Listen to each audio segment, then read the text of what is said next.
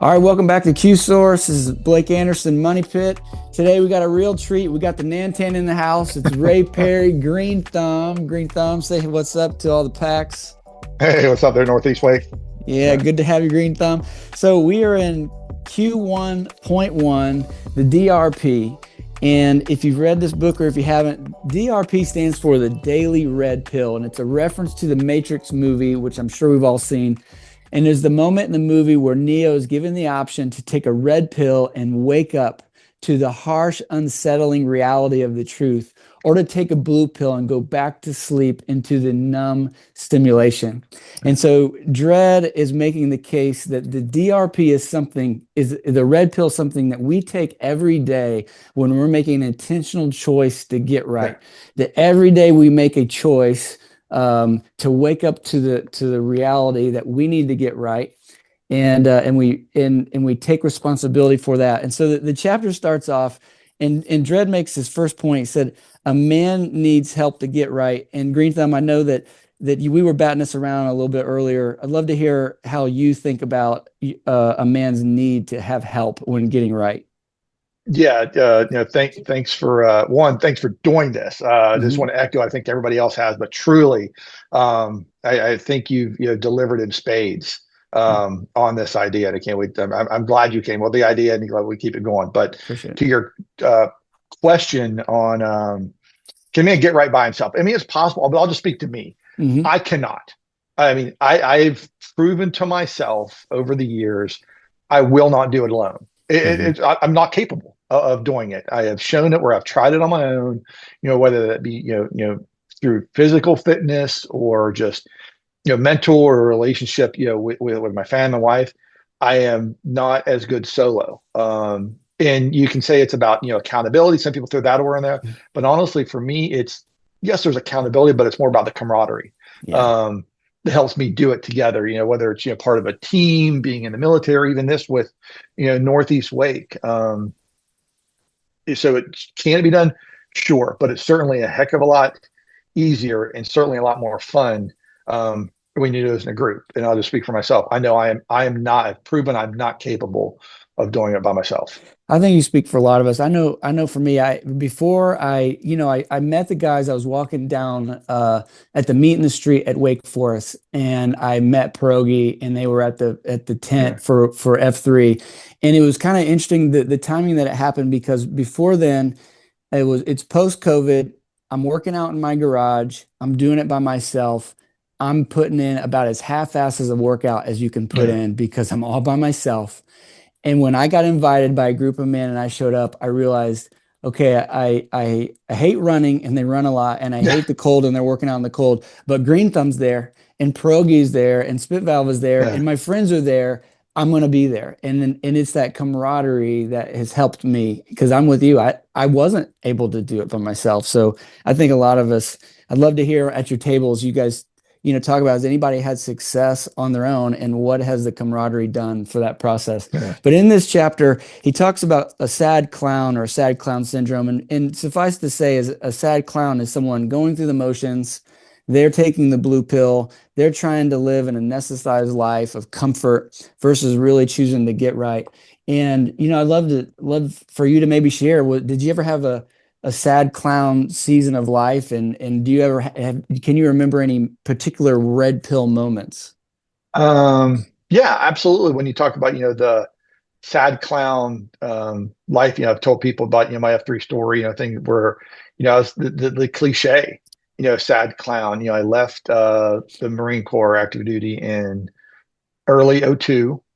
And, you think, oh, someone that's been, physical fitness is a daily part of your life. And let me be very clear. I was never like out in front of the pack. I always, kind of struggled. I could, carry a heavy rucksack, but was never the fastest. Wasn't going to be doing the most pull-ups, but still was just part of daily life. And it was surprising, like how from a fitness level, and there's two aspects, the fitness and the fellowship, right? Yeah. How quickly it goes away. And you just think, oh, I can get right back into it. And it's something will always be there, right? Same thing with the fellowship, but you start a career, you're trying to get ahead, and quickly the other things that I now know aren't as important, or They're important, but they're so much easier if you take care of your fitness and you take care of your fellowship. They will be there for you. But I went through a period where I put on weight, probably like 60 pounds. Oh, really?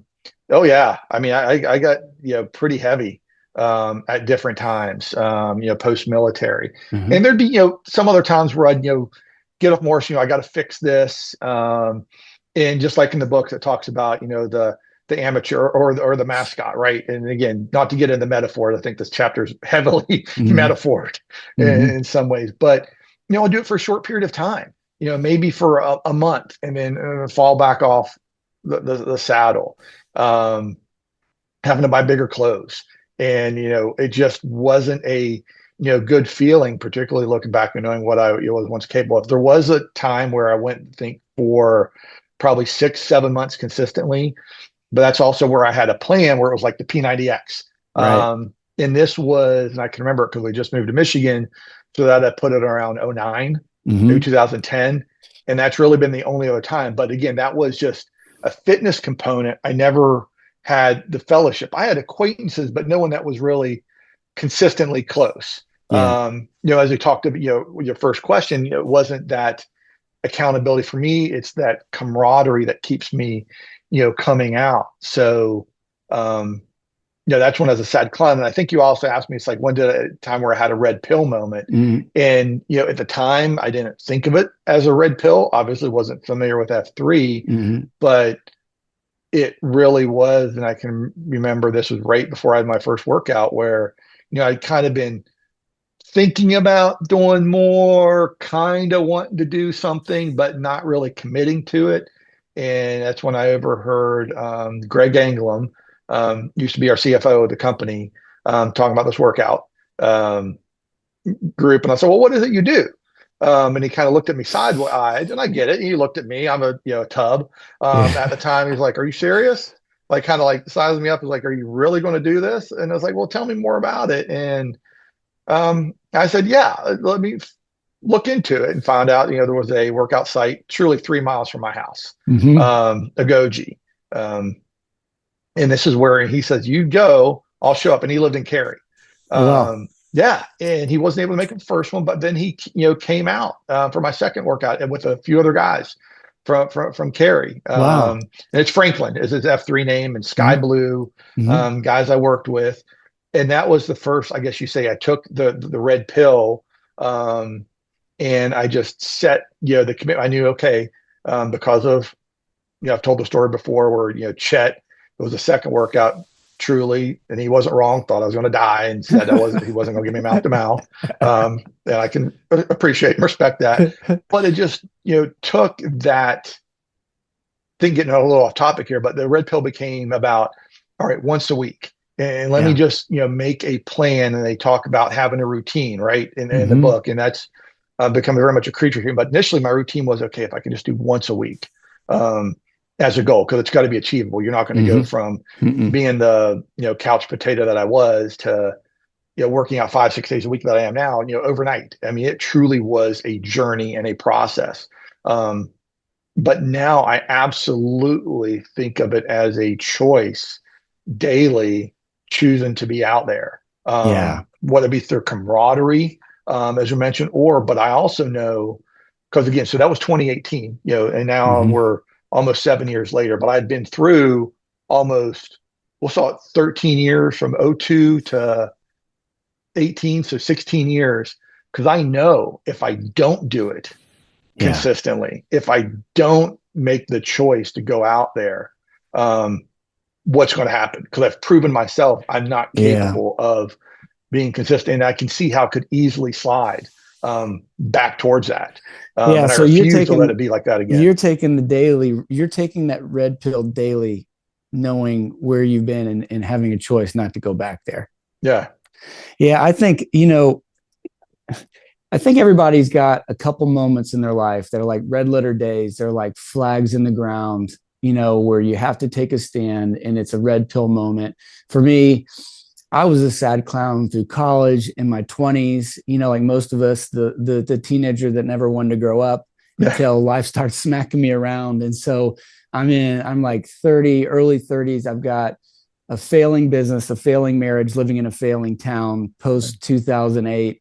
And, on the cliff of losing it all of a sudden I realized like there's no one coming to save me. The only thing I can do is decide to get right with myself. And it really started a journey. And I think, then a couple other subsequent red pills that have helped me take it more serious and more serious. And you get to a point where you realize I don't want to hit the bottom again to have to decide to do the right thing. I'm going to choose to do the right. I'm going to take the red pill tomorrow. I'm going to take the red pill today when things are okay, because I know where I've come from and I sure as hell don't want to go back there. No. Yeah. I mean, the risks are too great, or the consequences are too great to do that. And I just don't, I mean, fortunately, I joke about, but survived just because of the poor health and everything to get to where I could, find F3. Because I think had I continued on, who's no, I mean, wow, being 50 and, significantly, obese and, I want to make it till, have grandkids. And maybe great grandkids, someday on that. And I definitely was not in that pathway. Yeah. So I hope as you're watching this, Pax, I want you to take a moment to think like, what are the significant red pill moments in your life? Because I think it helps us stay connected to know why it's important to do it every day. Momentum is so easily lost and it's so hard to get back. Yeah. But I think when you remind yourself of the red pill, like where you've come from, you realize I have to take it again tomorrow. And I got to take it again the next day. I got to face the harsh reality of what could be if I don't, keep making that decision to get right. And then the second thing probably that I'd love for the PAX to think about, like for me, I know one of the things that helps me the most is the post-workout pictures. So like if there's a day that I miss, I'm looking on Slack and I'm looking for the picture and I see everybody's smiling face and they're sweaty and they just finished the workout. And if I wasn't there, I feel like I missed out. And I think I better be there tomorrow because they're going to be there and I don't want to be left out. And I think that's really to your point about the camaraderie has helped me as I take the red pill. So maybe let's throw some things out there in front of them to think about. We talked about the if we lose it all and what we could potentially lose, but there's a flip side of that coin. I think there's gains that are possible because of the red pill. Like when you look the other direction, how do you see the red pill when you apply it towards the things you want or the goals that you have in life? I'm trying to, use that take giving a think. So in terms of helping with goals, if I understood you right, I mean, and I don't even think about it as a daily red pill. Like it's become more of a habit. But early on, I was talking about, how, if I can remember how I put it, all the things that I thought were important, mainly work, right? Stressing out, putting in the extra hours. But I was letting, my fitness completely collapse, deteriorate. I really wasn't cultivating, the deeper friendship and the camaraderie. I always had acquaintances and stuff like that, or work friends, but nothing like I had, now today with Northeast Wake or in college. I've always just a very social person. But just by taking a daily red pill, getting myself right first, right? That's what talk about. We're in the first quadrant. Physically, that is, help me, emotionally, better at home. I'm actually able to think more clearly, more focused, more perspective, so that, at work, not saying I don't get stressed, but don't get, as stressed, because I know what's really important is not here. Like I'm in my office now. It really helped with that perspective, understanding, which I wish I would have had when I was, in my 40s, maybe 30s, where now, not that it's like blow off for, but it's like, look, work's gonna be here tomorrow. Right. And it's just having, being, I don't know if I'm articulating it well, but the physical part has helped me be more mentally healthy too, to recognize that about, really what's important. And it's not, what's in this Wall Street. Now what's important is, the earnings that's able to help me do other things later, with the family. But I can honestly say, I don't think if I'd gotten myself physically right, which led into mentally right, would allow me to have that more healthier perspective, about Yeah. the cliche is the work-life balance, but it's true. I mean, it all feeds into one another. Yeah. I'm in total agreement with that. I know, like, I remember when my sad clown days, I would hit snooze. I'd get up just in time to be late for work, you Yeah, know, and you're scrambling all day long after that, right? yeah, Versus when you take the daily red pill, and I love like I love that the F3 workouts are early. When you take the daily red pill, like you have to be intentional about it. And now all of a sudden you're not running behind anymore. You're ahead of everything. So everything you enter into after your workout, like you're in total control. You're not behind, you're not freaking out, you're not late, you're not rushing, you're in control. And then it's like life starts moving slower rather yeah. than always feeling like you're trying to catch up. And it's really helped me with my mental health, with stress load. And I think a number of people have said, when you do something really hard in the beginning of the day, like it doesn't get any harder than going up Trashmore, you know what I mean, or an Elton workout, or you know so if you Yeah, get that under your belt, the rest of the day's or easy. ham. Yeah, so, yeah. Yeah, or a ham workout, right? I mean, my challenge to you, Pax, is if you can get that realization, start looking out for Yoda on the cue sheet and know that you're going to be there because it gives you that grounded perspective. Yeah, that's an interesting perspective. I don't think I've ever heard like that in terms of heard of the queue shopping, more of The a cue shot. avoidance. But how Yeah, about queue shopping to go find a challenge? Okay, hey, which one's the harder one of the day? And let me go find that's that right. one out. That's a little different. Yeah, I may be Uh, sore. I may be hurt. I may borderline vomit, but the rest of the day, it'll still be easy. oh yeah, absolutely is. Yeah. So as we start to bring this episode to a close, like, um, love to leave some packs with some, final thoughts, uh, about the choice to make the red pill and the choice to get right, and the intentionality that it takes. This what I love about F3 is it helps you immediately. You get a first step into an intentional life, even if you weren't normally an intentional person. And it's that intentionality that starts to open the doors for so many other things. yeah. But I feel like, this community has brought so many more benefits than just the camaraderie and just our health. So, any parting comments or thoughts that you would leave for our packs to talk about at the table?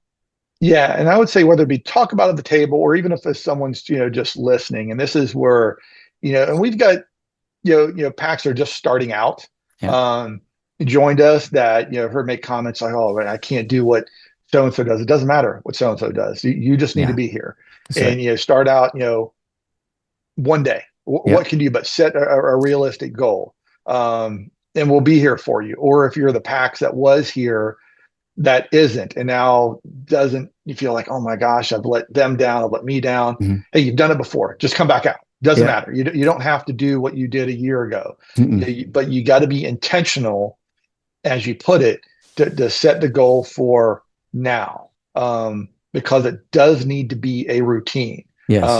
Again, not everyone's the same, and I'm not Mm-mm. speaking for everybody, but I know for me, if it's not, I will. I know if I don't do it daily, if I don't have it in, I'm not saying you don't take a day off. Mm-hmm. Shout out to you, Poppy. You got to take your Mm-hmm. days to get your muscles stronger, Mm-hmm. to grow, as he says. But it's got to be intentional. It's got to be Mm-hmm. a routine, and with the group. Otherwise, I can look back. I still remember being that close to 280-pound guy that can't go a mile, and not going to do it again. Just Yeah. absolutely refuse.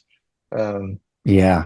because that's not getting right. That is certainly not going to be able to lead right, or certainly leave right. Going to leave the wrong way, Yeah. when And it goes that way. I love that. And I think, I would just piggyback on that and think, what is possible now that you've started to get right?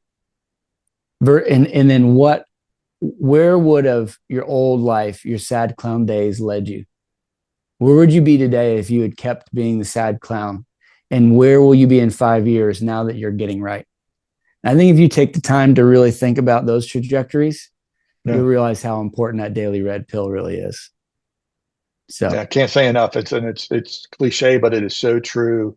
F3 is the thing I needed. I didn't know I needed. yeah, I mean, for so many people say it, but it is 100% true in my case, and my wife and kids would echo that. Yeah. 100%. Love it. Great way to end. Nantan Green Thumb, thanks for joining us for this week's F3 Northeast Wake podcast. Thank you, Money Pit. Thank you for doing this. Yeah, Pax, we'll see you at the Q Source tables. They're on Wednesday. So maybe you're watching this and you've never been out to a Q Source table. So on Wednesday, after quarantine, it's Smooth Joe right around the corner. We meet at 6:30. And you might be someone who that's your day off. You can still join us. We have guys that will sleep in and still come to the Q Source table. On Saturdays, you can hit a Q Source table at Summer Moon if you after the farm. And then the Clarion meets on Saturdays as well. So love to see you out. Make time to join us, join the discussion, continue to further these friendships, and as we help each other get right. So we'll see you this week at the Q Source tables. Yes. See you out in the gloom.